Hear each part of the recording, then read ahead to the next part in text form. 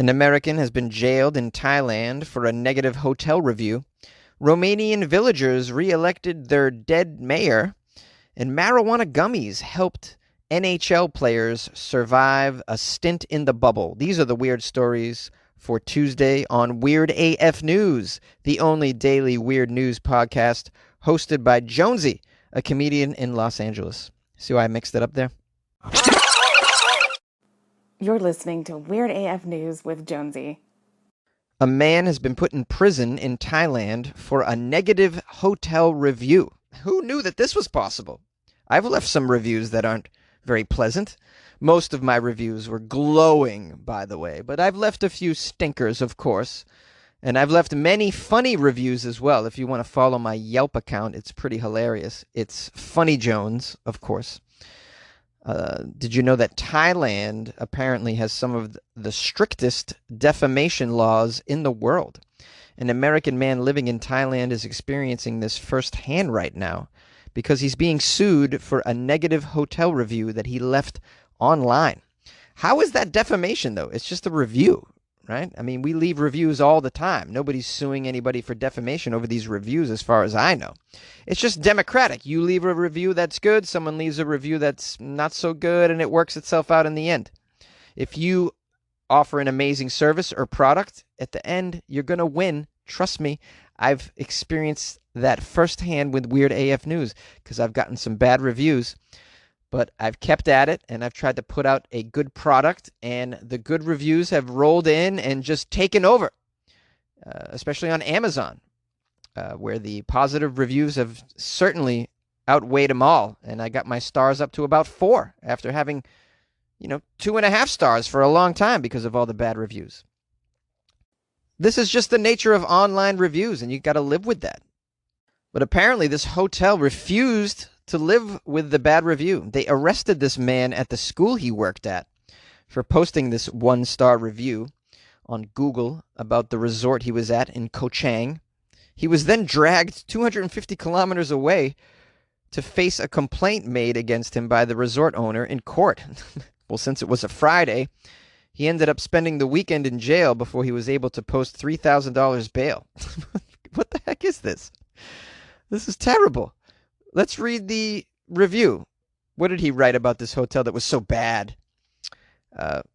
He wrote, "The staff was not friendly. Nobody could smile.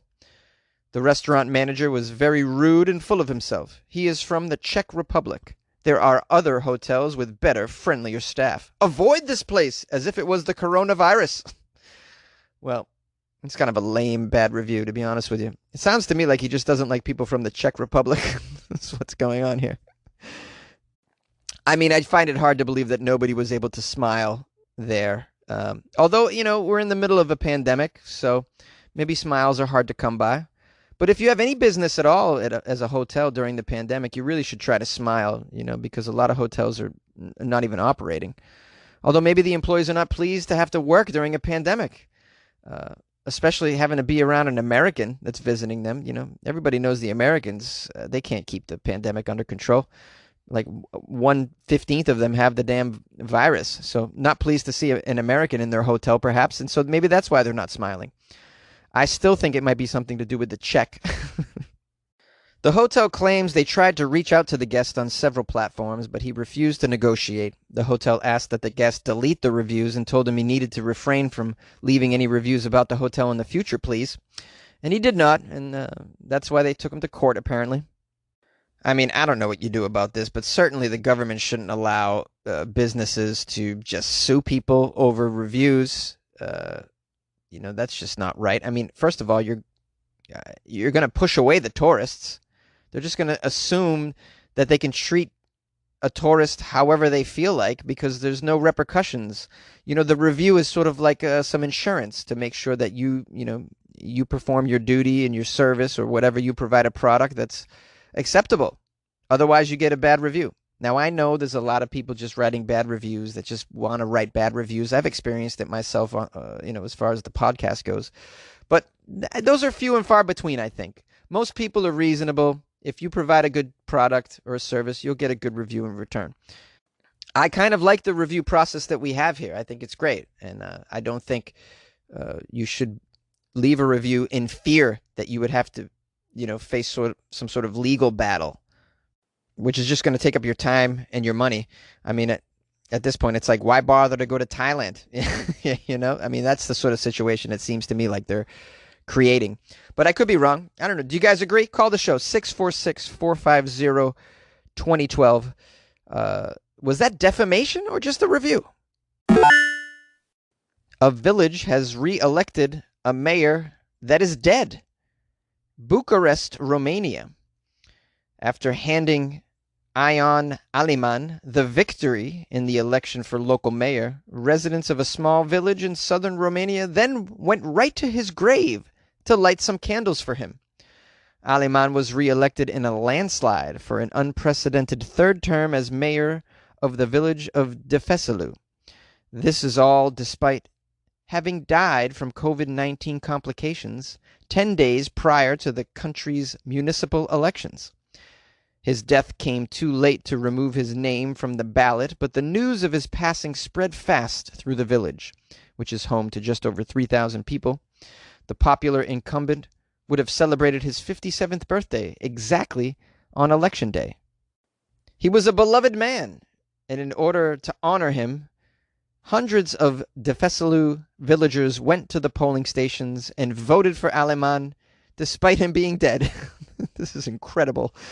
After preliminary election results showed late Sunday that Aliman had won 1,057 out of the 1,600 votes cast. Wow, major landslide.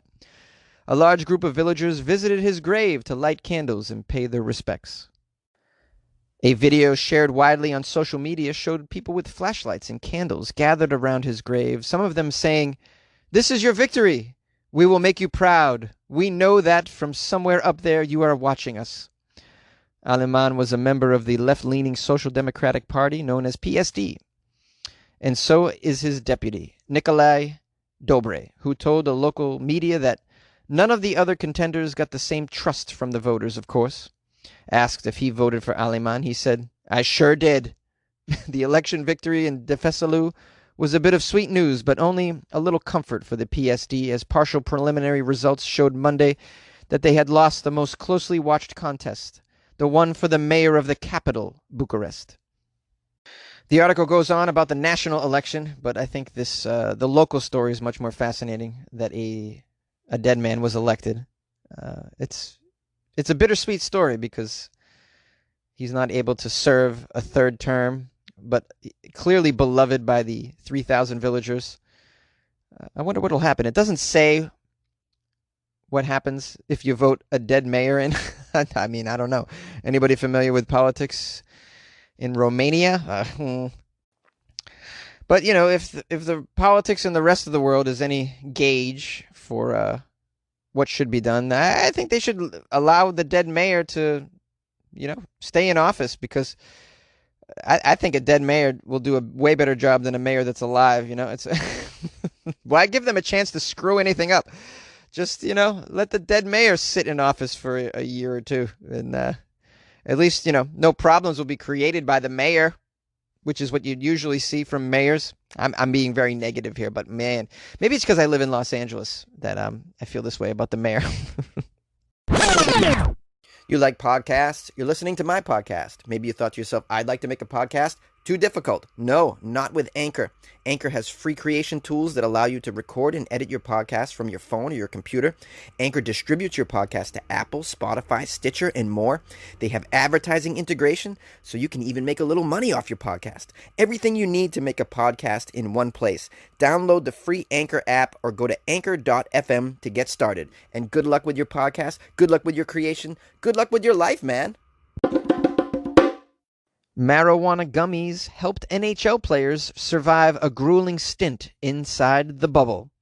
NHL players survived the monotony of 2 months in isolation, the same way as a large segment of their fan base, with a little assistance, though, from booze and cannabis. With the Stanley Cup hockey finals between Dallas and Tampa Bay well underway, NHL players are opening up, anonymously, of course, on what life away from their families living in the bubble was like. Players were initially stationed in either Edmonton or Toronto. That's where the bubbles were. But as the competition whittled down to 4 contenders, the Western City became the only remaining site. What did the players say? Well, the consensus is that it wasn't easy. I don't think a lot of fans realize what an emotional toll the bubble took on some of the guys. The isolation, the grind, being away from our families and our loved ones during a really stressful time to begin with. To be honest, after the first few days, I noticed a lot of guys were more down than they usually were. Some guys were legitimately sad, I have to say. It's not easy living like that for 2 months, I tell you. That was an anonymous hockey player. And while the consensus seems to be that the NHL underdelivered on some of its more attractive promises, the league did come through with a few amenities that players might enjoy. It made a big difference to the weary Warriors as they tried to wind down after difficult days. Here's a quote from someone, anonymously still. Marijuana gummies were there. They were available. Drinking was there. But I think when it came down to it, people were trying to perform the best they could. I don't think guys were drinking to party, certainly not in excess. When guys were taking marijuana gummies, it wasn't a let's get high as shit and do nothing all day. It was more of a recovery sense or to fall asleep after a game, you know? Wait. So the NHL provided marijuana gummies to the players? Is that what I'm reading? Is that correct? I mean, it's all happening in Canada. What are the laws up there? It's recreational up there? Legal recreational? Am I right? Or is it just that hockey players are so beloved in Canada that they just let them do whatever the hell they want? I mean, it seems to be that way. These are their gods, these NHL players in Canada. It seems to me.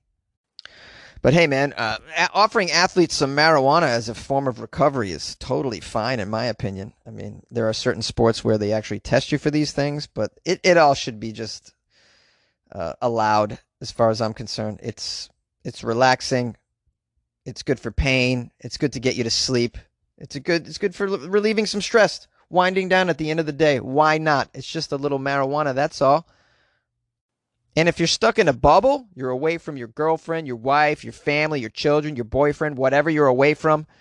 Yeah, some booze and some weed, why not? Take care of the people. It's a damn shame what they had to go through, for sure. All for the sake of entertainment. Of course, they're being paid. But, it's got to be tough. Now, the NBA bubble is more strict than this, I'd imagine. They don't allow the players to just chomp on some gummies. They're not providing such things, I'd imagine, or alcohol, this sort of thing. But that just shows you how cool Canada is at the end of the day. They just are. Canadians are so cool. The government is so chill. Some of you are wondering, Jonesy, you talk in such glowing terms about Canada. Why don't you move there?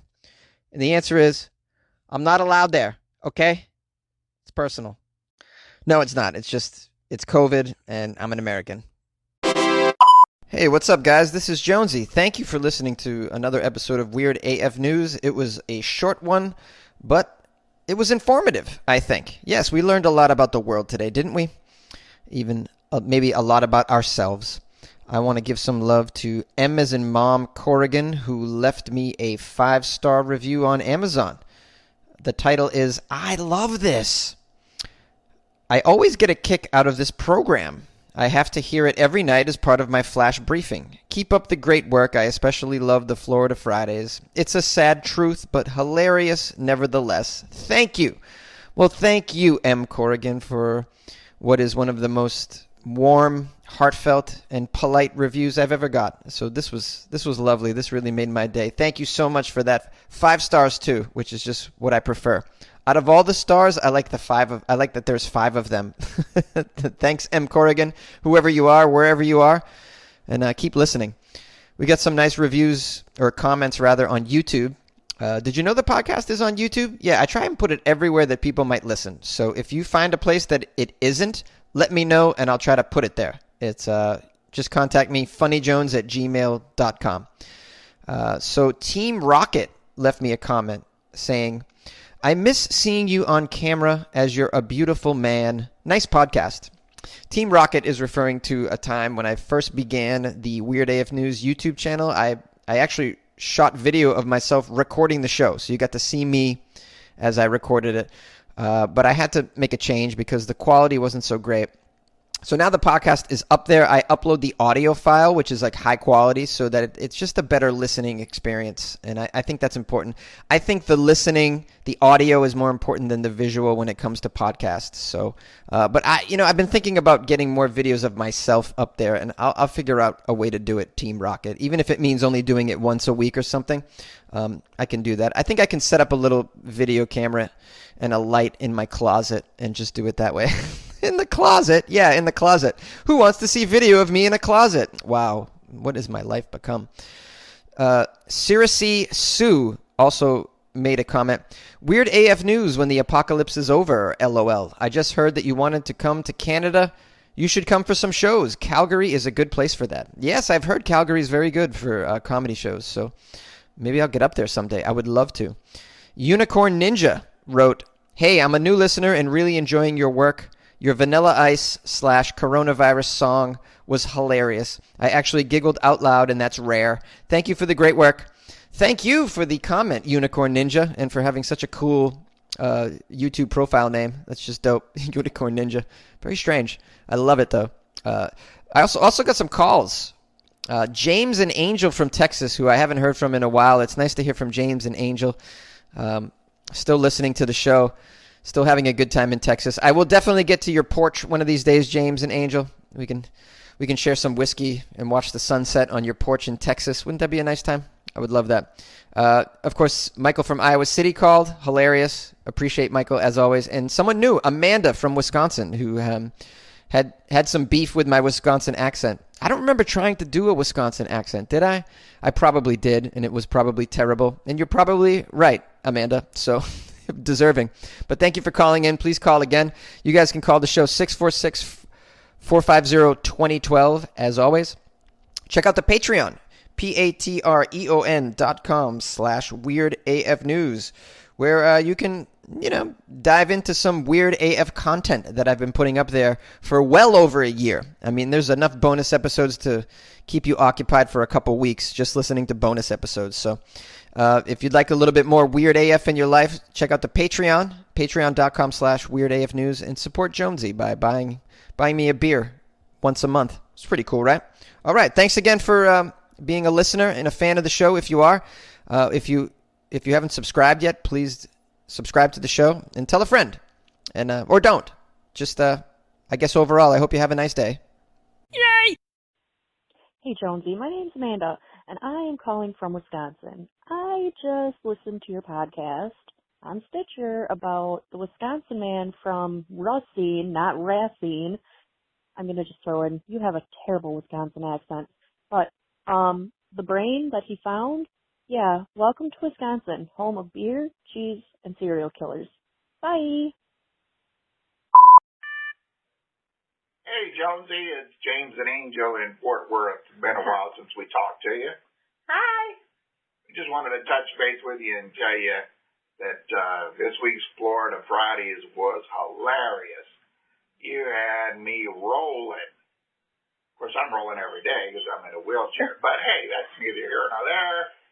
I'm here all week, ladies and gentlemen. Maybe I'll just let you do the jokes. Hey, but when we heard the one about the man that shot his doctor after he had a prostate exam, we instantly wondered how the doctor was actually shot. And what with? And what with? Makes you think, doesn't it? Anyway, glad you're well, glad you're doing good, and keep up the good work. And we're still here and still listening. Yes, sir. Take care. Be safe. Wear a mask. All right. See you later. Bye-bye. Alexa, hang up. Alexa, hang up. Hey, Jonesy, it's Michael calling from Iowa City. I hope you had a great weekend, and I want to thank you for the good Florida Friday stories. And I want to speak to one of them specifically, and that was about the doctor down in Florida who did a digital rectal exam for prostate exam on one of his patients. And the patient apparently got so excited that he had an erection and ejaculated. And the man was such a homophobe that he shot the doctor in the chest twice. Thankfully, the doctor survived and was able to give an interview afterwards.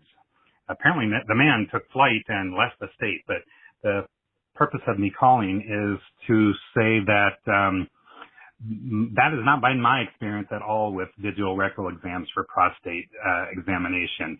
Mine have never been anywhere near long enough to excite me, especially to the point of achieving an orgasm, an erection and an orgasm. Mine have been very brief. I would say on the length of time of somewhere between 3 and 8 seconds. The doctor was interviewed and he said that it was not at all uncommon for men to achieve an erection and ejaculate during their exams. And I would say that this is not the norm at all. I would say to the contrary, that I would think that that would be highly unusual. And I would like to take an informal poll of your listeners. Please, Weird AF listeners, call in, anonymously if you like. I've given my name, but please call in and say how long your exam took in seconds or minutes, how long the doctor was with you, and if you had any, feelings whatsoever. Mine was of slight discomfort. Mine have never been painful, so to say, but just a slight discomfort. And again, 3 to really 8 seconds at the maximum. Certainly not enough time to become aroused. So, Jonesy, you made a lot of jokes about sending the doctor a box of chocolates and some flowers, which were hilarious. But I'm really curious to see if I'm, unusual on this. I've had 3 doctors over the course of my probably, no more than 10 exams in my lifetime. And those probably started at the age of 45. So I'm curious to see what other men have to say about this. It's not something we sit around and talk about as men, but now's the opportunity for us to talk about it. Jonesy, you'll probably start getting your first one at age 40 or 45. I don't know if they put them off to 50 now, but they do a PSA test, which will test your blood abnormalities. But anyway, this to me is